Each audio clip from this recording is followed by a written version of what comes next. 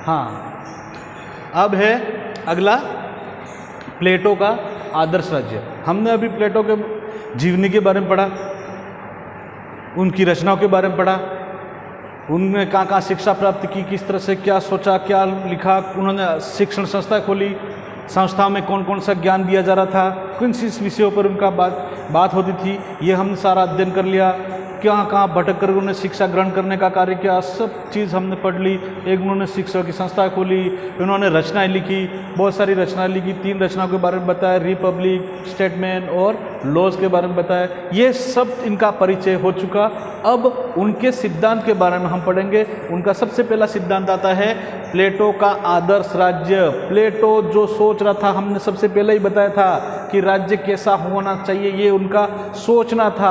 आदर्श में किसी भी प्रकार का इस तरह से अत्याचार नहीं होता है। आदर्श इसे कहते हैं आदर्श पुरुष, जैसा हम कहते हैं हमारा आदर्श पुरुष विवेकानंद है, हमारा आदर्श पुरुष श्री राम है। ये चीज़ें हम पहले जो विद्वान रह चुके हैं और उनमें किसी भी नीच मात्र का भी किसी भी प्रकार की बुराई न हो, ऐसे व्यक्ति को हम अपना आदर्श मानते हैं। तो राज्य, आदर्श राज्य का मतलब भी होता है कि किसी भी प्रकार की अंदर उस राज्य में बुराई ना हो, ऐसे राज्य की कल्पना की है। वो उनका प्लेटो का है सबसे पहला आदर्श राज्य। आदर्श राज्य कैसा होना चाहिए इसके बारे में हम बताएंगे। जब प्लेटो ने बताया है वही बात हम दोहरान करेंगे। प्लेटो का आदर्श राज्य, प्लेटो सोचता है कि जब यहाँ हमने एथेंस राज्य में ऐसे शासक, क्रूर शासक देखे, तब उन्होंने सोचा अब जो आने वाले समय में जो भी राज्य होंगे कैसे होने चाहिए और राज्य कैसे व्यक्ति के हाथों में सौंपना चाहिए, ये इन्होंने अपनी इस रिपब्लिक लॉज और स्टेटमेंट में लिखा। और उन्होंने बताया कि आदर्श राज्य कैसा होना चाहिए। तो सबसे पहली बात बताइए, आदर्श राज्य कैसे व्यक्ति के हाथ में देना चाहिए। तो उन्होंने बताया कि जो शासक होता है कैसा होना चाहिए, विवेकी, आत्मनिर्भर, शक्तिशाली और किसी को अत्याचार नहीं करने वाला, नम्र स्वभाव का और विनय स्वभाव का व्यक्ति होना चाहिए। लेकिन सबसे बड़ी बात बताई उन्होंने, विवेकी होना चाहिए। राजा को मार्गदर्शन करने वाला कोई और व्यक्ति नहीं होना चाहिए। राजा स्वयं निर्णय करने वाला होना चाहिए, अपने विवेक से निर्णय लेने वाला चाहिए। उन्हें किसी भी प्रकार की मार्गदर्शन की जरूरत नहीं होनी चाहिए। और ऐसे राजा को अगर हम राज्य उसके नेतृत्व में सौंपेंगे तो वो राज्य सबसे उत्तम राज्य माना जाएगा। और उसी को उन्होंने सबसे सर्वश्रेष्ठ और आदर्श राज्य की कल्पना की है। आदर्श राज्य के बारे में ये दार्शनिक शासक भी होना चाहिए। दार्शनिक शासक इसी को कहते हैं, ये नम्र, विवेकी और ये सद्बुद्धि वाला, ये सारे व्यक्ति, ज्ञानी पुरुष भी होना चाहिए। ये सारा आदर्श राज्य के अंतर्गत आते हैं। इसी पॉइंट के आगे उन्होंने बताया है आदर्श राज्य में व्यक्ति और राज्य का संबंध। उन्होंने संबंध भी बताया है। आदर्श राज्य होता है उसमें व्यक्ति और राज्य क्या किस जगह पे काम आ रहे हैं और उनकी क्या भूमिका है। राज्य सबसे सर्वश्रेष्ठ है कि व्यक्ति सर्वश्रेष्ठ माना जाएगा।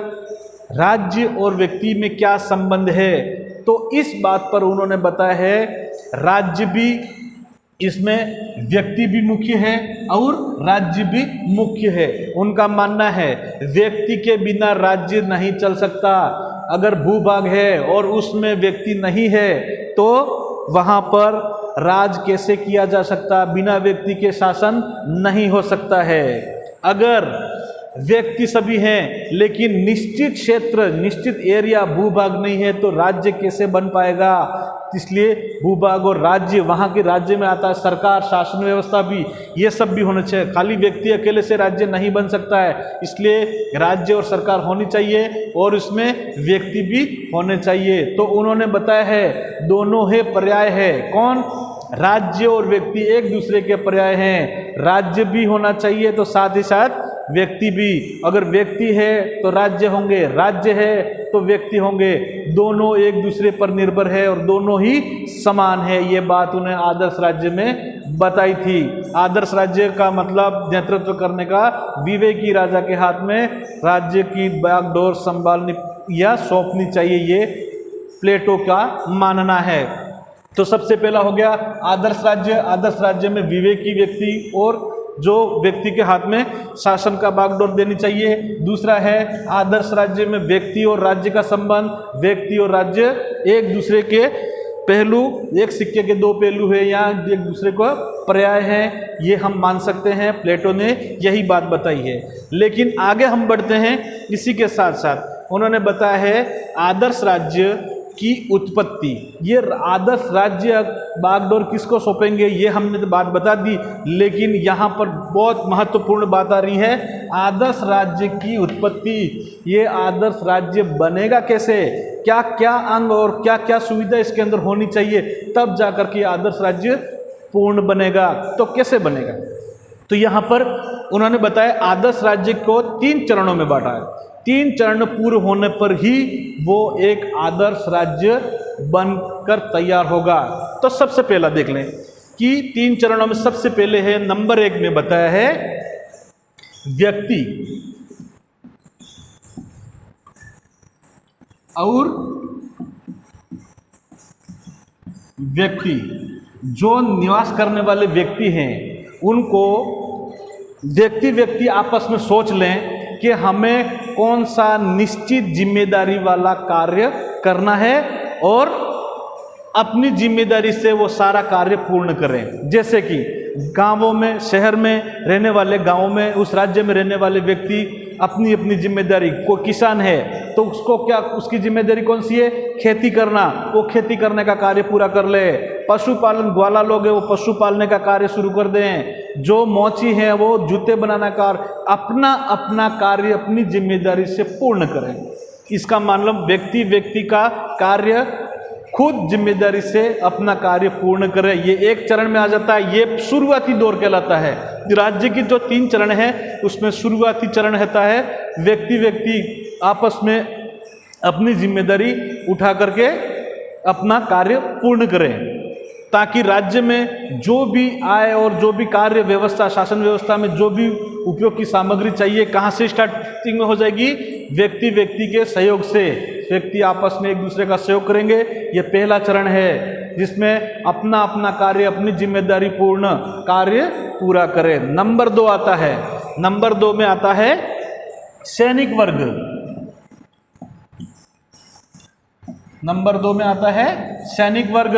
समझ गए होंगे, राज्य है तो सैनिक का होना अति आवश्यक है। वर्तमान राज्य देख लो या पुराने से पुराना राज्य, महाभारत और रामायण काल के किसी भी काल में देख लो, अगर राजा है तो सेना होगी, प्रजा होगी, भूभाग होगा। यहाँ पर भी उन्होंने कल्पना की है, राज्य है तो भूभाग होगा, जनता होगी, प्रजा होगी, तो प्रजा होगी तो खान पान की सामग्री होगी, धन दौलत होगा, सारी चीजें होगी। और इन प्रजा है और धन दौलत है तो उसकी सुरक्षा के लिए किसका होना जरूरी है, सैनिक वर्ग का होना चाहिए। और उनमें एक भावना सबसे कूट के भरी होती है, वो होता है उत्साह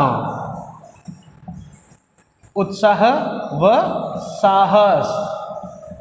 उत्साह और साहस किसमें होता है, सैनिक वर्ग में। और उत्साह किसका, युद्ध का। साहस, युद्ध के लिए उत्साह और साहस, उनके साथ में जोश भरा हुआ रहता है। और अपने राज्य के ऊपर किसी भी दुश्मन की नजर पड़ी तो उसको युद्ध के द्वारा उसको अपने राज्य से बाहर पटक देने का कार्य इनका होता है। सैनिक वर्ग चोर लुटेरों से धन को बचाना और अपने राज्य को दुश्मन राष्ट्र से बचाना, ये कार्य किसका रहेगा, सैनिक वर्ग का।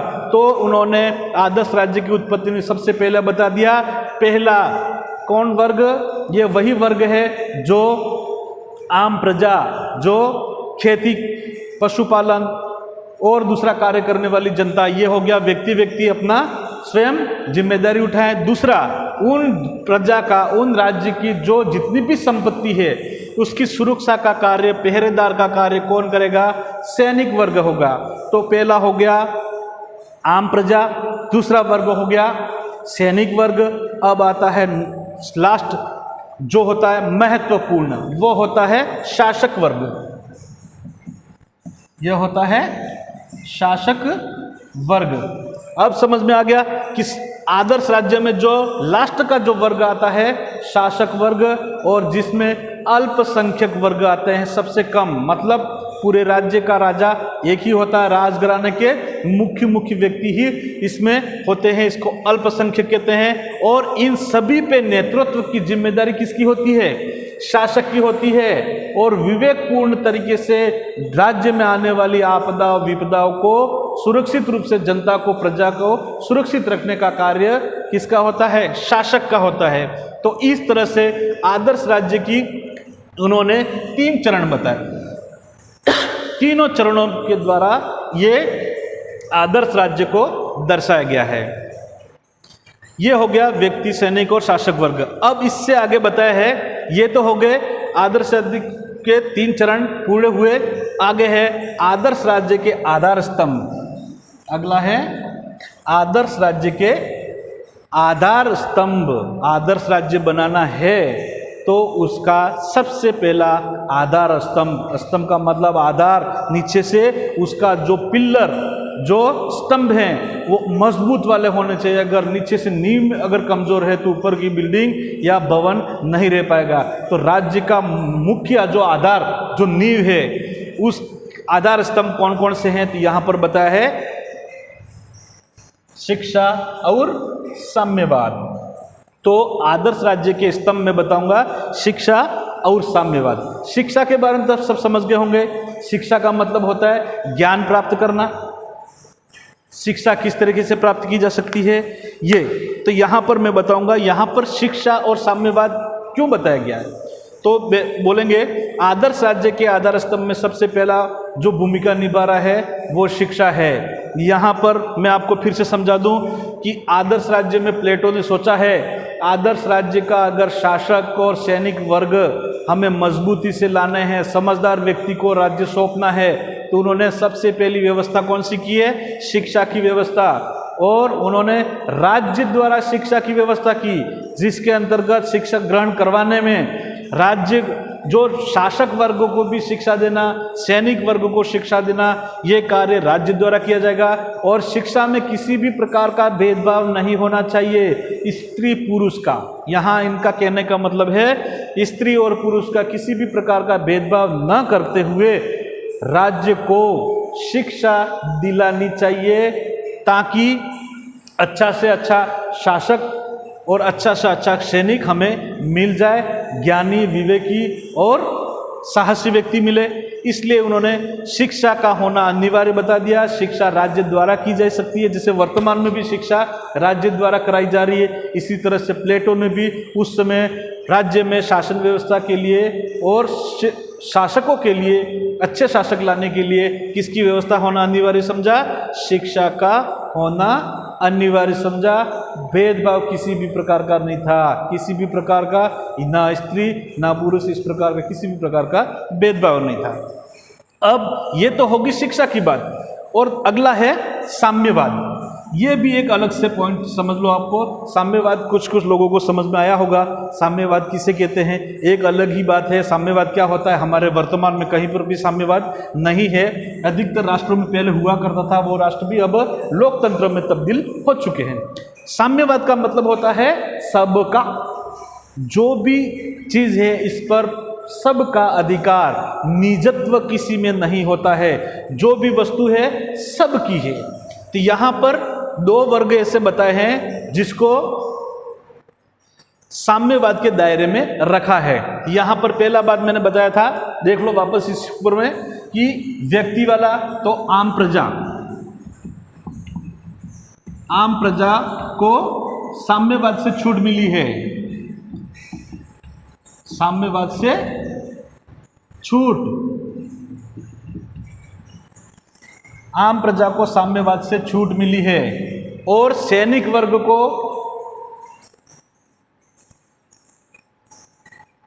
और राजा को साम्यवाद के दायरे में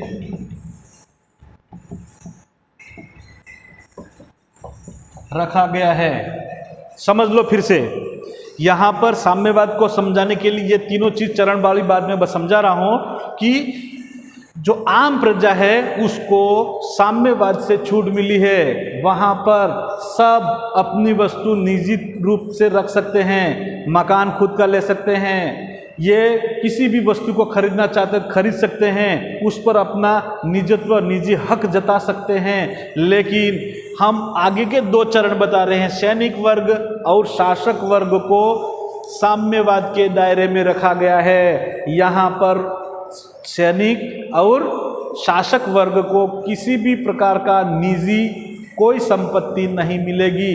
प्लेटो ने अपने जो रचना थी, रचना में लिखा है, इसका मैं अभी उल्लेख करूंगा, बताऊंगा कि साम्यवाद के दायरे में क्या होता है। साम्यवाद के दायरे में रखना, थोड़ी बात बताई, मैं पूरा बता दूंगा इसमें कि सैनिक और जो राजा शासक वर्ग है उनको सबसे पहली बात बताई है कि विवाह वर्जित रखा गया है। उनको विवाह करने की छूट नहीं है। विवाह करने का मतलब पत्नी का होना और पत्नी पर निजी हक होता है, लेकिन यहाँ पर ऐसी व्यवस्था नहीं है। यहाँ का किसी भी प्रकार से ये विवाह नहीं करेंगे, अपना खुद का मकान नहीं होगा, राज्य द्वारा दिए गए क्वार्टर और महलों में ही उनको रहना है। खाना भी सार्वजनिक रूप से मिलेगा, राज्य द्वारा ही मिलेगा, आवास भी राज्य द्वारा मिलेगा।